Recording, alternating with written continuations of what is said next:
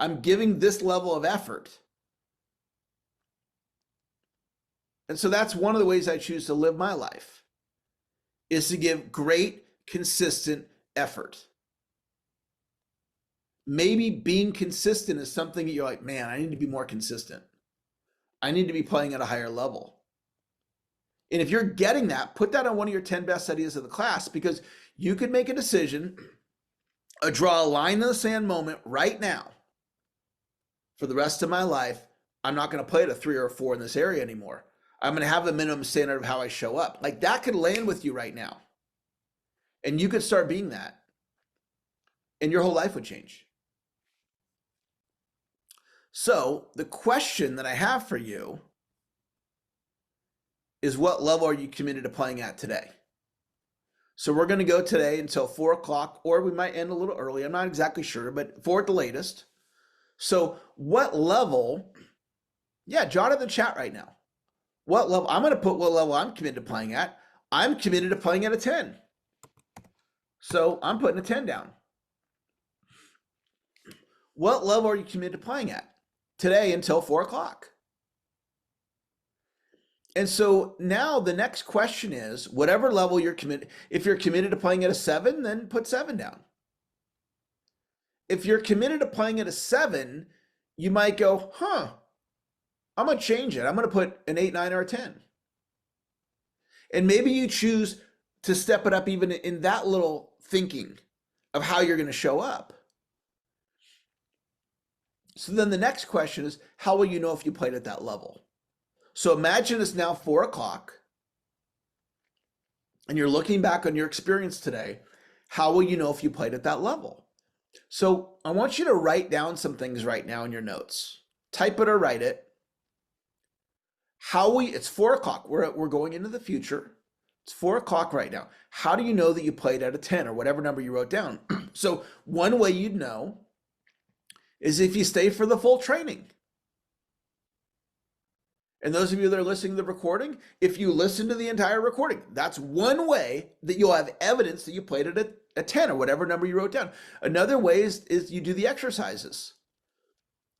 The big learning today, it's not likely going to come from you listening to me. It's going to come from the guided exercises. When I have you take a look at who are you being when you're at your worst? When you're most stressed, how do you show up? What's your pattern? And you look at that. We all know. We know how we are when we're stressed and when we're at our worst. And you take a look at that. And when you take a look at it, and then you go, okay, I could choose to be something different. The next time I get stressed, I could be different. I could not lash out at my wife the next time I'm stressed.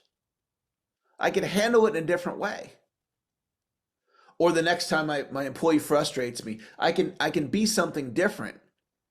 And we're going to consciously create it. That's the breakthrough today. So another way you'll know if you play it at a high level is by doing the exercises.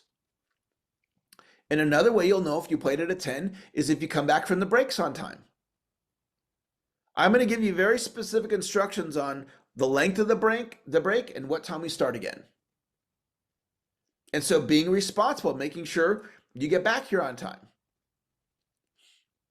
Another way that you'll know it, you played at 10, write this in your notes. If this is true for you, be present. Because you could be here but not be here, right? You can be in the Zoom room but not really be present. And what if I'm talking about something that has to do with your relationship with your mom or dad, and it's a story, and you've been struggling with this for decades, and you're here to hear this story that I'm going to tell you about your mom or your dad, and it's going to literally free you for the rest of your life, and you're not present and you miss it. Like, that could happen. In the seminar world, we call that the $1 million P. And what it means is you're in the seminar room, you're like, I got to go to the bathroom. And you get up and go to the bathroom and you miss the main story that you need to hear. For like the whole day, the one story was the one you need to hear. From what I'm here to deliver, this is about transforming your life, creating the possibility of transformation. And I promise you, I'm committed to doing my part. I'm committed to sharing ideas that I've learned from masters or I've learned from my own experience that have made a profound difference in my life. I live a wonderful life, and I've created that life to be that way. I think in terms of make my life a masterpiece. It's an idea for you to think about. You may have never had that thought into your subconscious before. Turn my life into a masterpiece. What would that look like if my life was a masterpiece? And I work at it, and I work at it, and I work at it. So I'm really excited that you're here. My intention is to create an experience for you that creates the possibility of transformation. Today could be the most valuable training day of your entire life because of the ideas that I'm going to share and for where you're at in your life. Like you might just, there's a saying, there's nothing more powerful than a good idea whose time has come. And today could be your day. What we're going to do today is look at an idea called being. We're going to look at it in a way that perhaps you've never looked at it before. By looking at being in a new way, it will likely unlock things for you. Think of an elevator that has 20 floors. Right now, you can get to the 6th floor without the special key. Have you ever been in an elevator at one of those fancy hotels? Every once in a while, I'm at one of those fancy hotels, and they put you on the 12th floor, and you got to have the key. If you don't have the key, you can't get to the 12th floor. So you get the special key, and you can go to floors 7 through 20. Think of today as giving you access to get to these upper floors. Think about that possibility.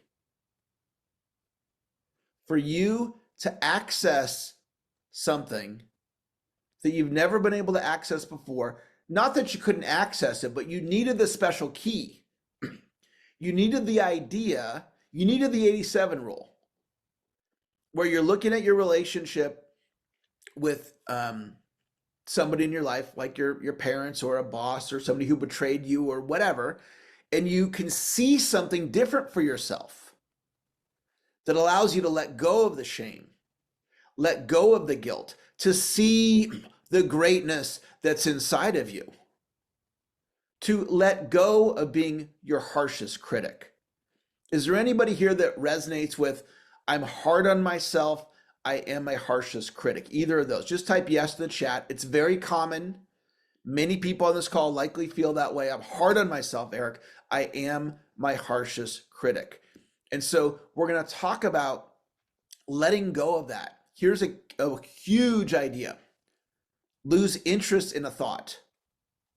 Lose interest in a thought. Okay? For any of you that resonate with being hard on yourself, you can just lose interest in the thought. You don't have to go to years of therapy. You just literally just lose interest in the thought. I lose interest in the thought of being hard on myself. I choose to be my number one cheerleader. My wife and I were talking last night, and I was telling her that on any given day, including today, I fall short 5 to 10 times a day. I'm not my word. I don't do what I say. I don't hit the goal. I don't follow through. Literally every day, 5 to 10. And she was surprised by that. She's like, I'm really surprised to hear you say that. I said, but that's my experience. Any given day, I don't follow through. And I gave her this example. We have an agreement that we don't give rawhide bones to the dogs anymore. We have 2 dogs. And I like giving rawhide bones to the dogs. And she doesn't like me doing that. And it's probably not good for the dog. And those of you that are into pets, you know better than I do. I've never researched it, but she doesn't want to do rawhide bones to dogs. So she goes, can we agree that we don't give rawhide bones to dogs anymore? I go, yes. And then I go and buy him rawhide bones. And then the other night, there's Charlie, our dog Charlie, and he's chewing on the rawhide in our bedroom. My wife's like, I thought we agreed, right? So she totally had me. Like I made an agreement. I didn't follow through on my word. I kind of felt embarrassed by, I didn't do what I said. And so that's an example. 5 to 10 times a day, things like that are happening. And I said to my wife, I said, on any given day, I might be doing 20 to 30 things good, great, extraordinary, make the world a better place. And I want to put a spotlight on that. And I'm going to give myself grace on the areas where I fall short. And maybe you're like really hard on yourself on those 5 to 10 things a day, or however many you're, goofing up on, not following through on, whatever. And I just invite you to let it go.